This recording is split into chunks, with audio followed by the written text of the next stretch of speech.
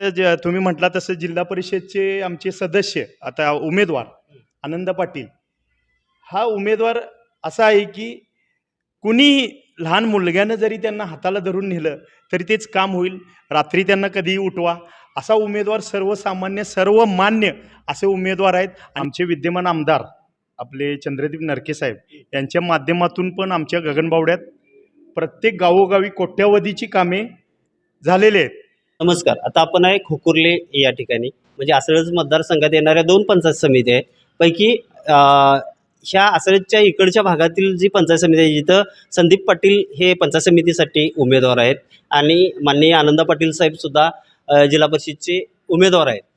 खरं बघायला गेलं तर हा सतेज पाटीलांचा मतदारसंघ समजला जातो, पण तो तेवढा सोपा राहिलेला नाही.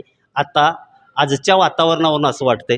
आजचे हे जे उमेदवार आहेत म्हणजे आनंद पाटील साहेब आहेत किंवा संदीप आहेत, हे उमेदवार कसे आहेत, ते विकासाची कामं कशी करू शकते, त्यांचं व्हिजन काय आहे, काय तुम्हाला वाटते मतदारसंघात त्याबद्दल ते काय करू? नाही, मला आता सुरुवातीला सांगायचं झालं, आता हे जिल्हा परिषदची निवडणुका चालू आहेत. खरं म्हणजे आमचं केंद्रात, राज्यात आणि जिल्ह्यात परवा तुम्ही महानगरपालिकेला बघितलं आहे, महानगरपालिकेला पण आमची भाजप शिवसेनेची महायुतीचं आमचं सरकार आलं.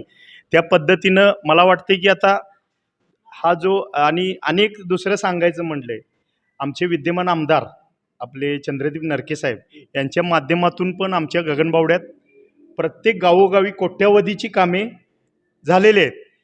त्याचा एक आम्हाला एक फायदा होईल. आणि आमच्यात तुम्ही म्हटला तसं जिल्हा परिषदचे आमचे सदस्य आता उमेदवार आनंद पाटील हा उमेदवार असा आहे की कुणी लहान मुलग्यानं जरी त्यांना हाताला धरून नेलं तरी तेच काम होईल. रात्री त्यांना कधीही उठवा असा उमेदवार सर्वसामान्य सर्वमान्य असे उमेदवार आहेत. आणि संदीप पाटील आमचे पंचायत समितीचे उमेदवार ते देखील तसे आहेत.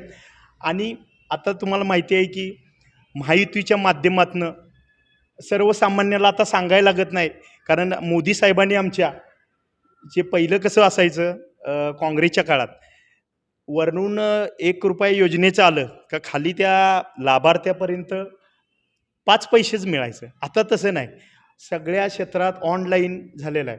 म्हणजे जरी कुठली एखादी योजना असली ती थेट त्या लाभार्थ्याच्या खात्यामध्ये जमा होते. आता तुम्हाला माहिती आहे महायुतीमार्फत भरपूर अशा योजना केलेल्या आहेत. लाडकी बहीण तर आपल्याला माहीत आहे, महिलांचा सन्मान वाढवण्यासाठी एक त्यांना सन्मान मिळाला आहे लाडकी बहिणीमुळं. 1500 रुपये होऊन त्यांचा एक सन्मान झाला आहे. तसेच शेतकऱ्यांच्या जर म्हटलं तर आपलं PM किसान योजना त्याचे एक 2-2 हजार ते एक 6 हजार आणि त्यांना जोडून राज्याचे आपल्या महायुतीचं एक 6 हजार असं 12 हजार शेतकऱ्यांच्यासाठी. म्हणजे 12 हजार जरी आपण धरलं, हे काय बाबा म्हणजे आपण शेतीसाठी जी लागवड खत असते, एक खत खरेदी करण्यासाठी एक त्याचा एक आधार म्हणून हे 12,000चा ते उपयोग होत आहे. त्याच्यानंतरनं 75 वर्षावरील वृद्धांना मोफत प्रवास, मग त्या ह्याच्यामुळं त्यांना कुठेही आपल्या महाराष्ट्रात प्रवास करता येतो.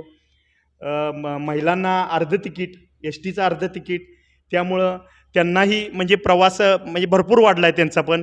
सगळं तीर्थक्षेत्र म्हणजे बघण्याचा महिलांचा पण ओघ वाढलेला आहे.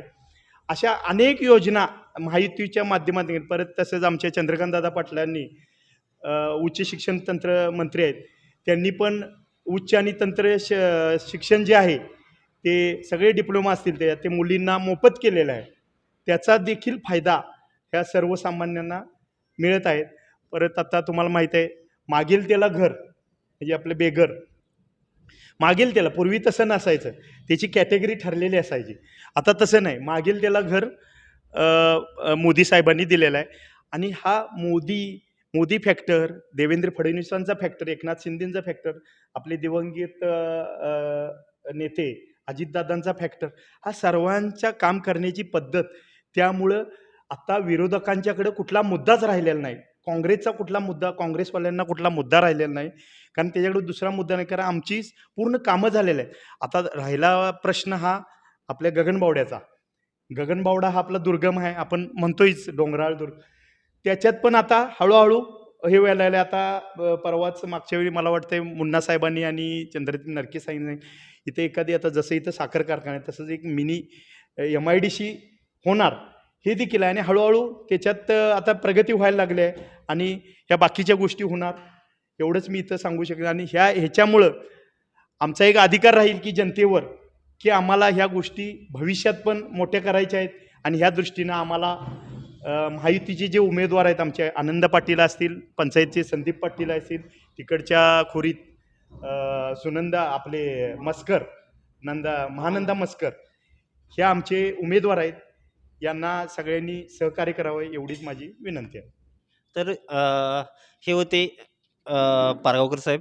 तर यांनी हे सगळे कार्यकर्ते आहेत आणि हे तरुणांसाठी काम करणारी ही माणसं आहेत.